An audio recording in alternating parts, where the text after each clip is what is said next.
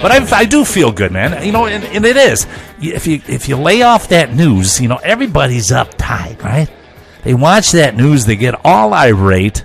They're all like into the politics and looking at that. You know, if you just leave it alone and don't pay attention, who cares? Because if you listen to it and take it all in and don't do anything really about it, if you don't go out there, well, you're not going to go out there and protest, right? Protest with a sign, that's not going to help anything.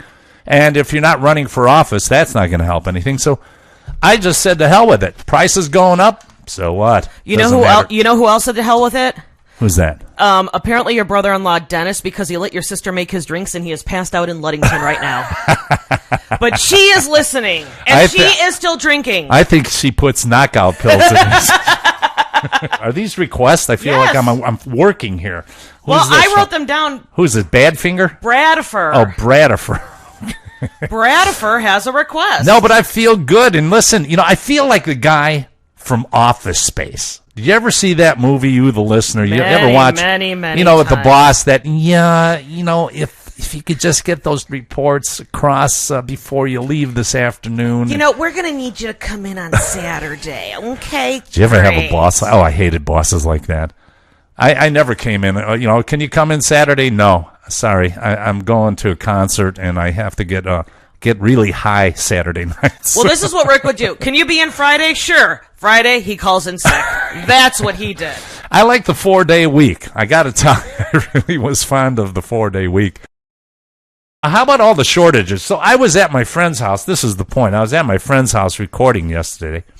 Adam, he's out in Munster, Indiana. If you don't know where Munster is, you should Google it. There's a lot of interesting things happening in Munster, Indiana.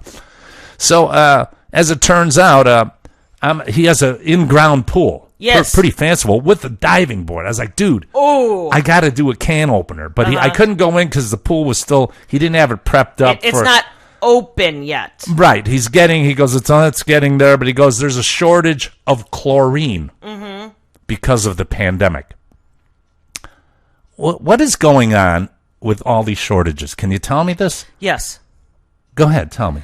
There aren't enough people that are doing the jobs with transportation and manufacturing and warehousing to get this stuff sent out. People, you got to tell me there's not enough truckers out there. Just go on 8094 here. Rick, it's not just the truckers. It's the people, it's in the manufacturing plants, it's the people in warehouses. They're still getting unemployment because they get more money for unemployment. Well, there's a lot of people still working. Well, there's a shortage of chlorine. And listen, here's the thing about these companies doing that. Yeah. Stop gouging. I don't like this gouging thing. The price gouging is out of hand. I listen, I'm going to, any company that's gouging people, I'm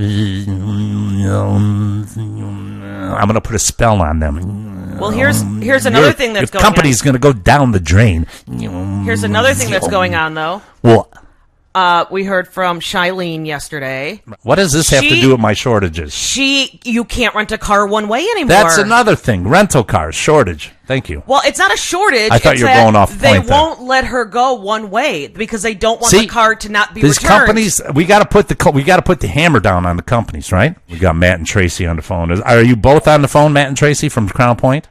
Oh, he's sitting here on the couch. He probably doesn't want me to talk, but I got to talk about this because this is aggravating me. Okay.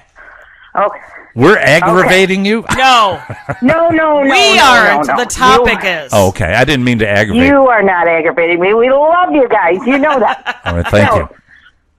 Okay. Here's the thing.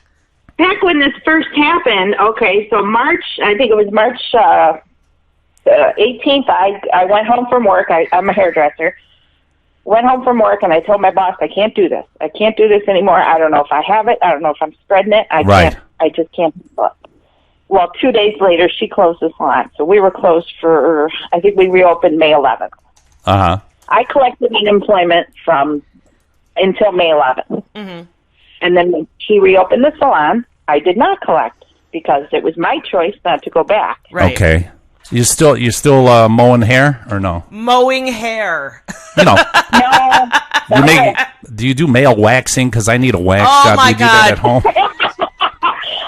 I got a real hot girl at work that loves to wax the nails. And I like high boots.